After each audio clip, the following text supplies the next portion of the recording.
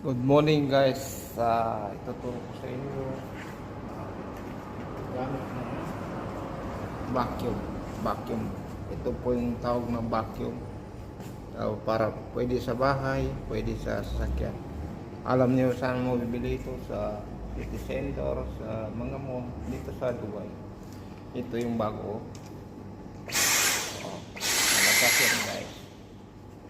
Tignan nyo lang guys paano mag-vacuum.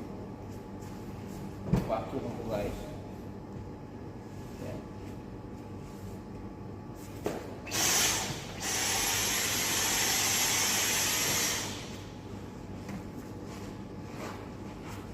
Guys, pakita ko sa inyo kung paano maggamit ng vacuum. Ito guys, pinavacuum kasi maraming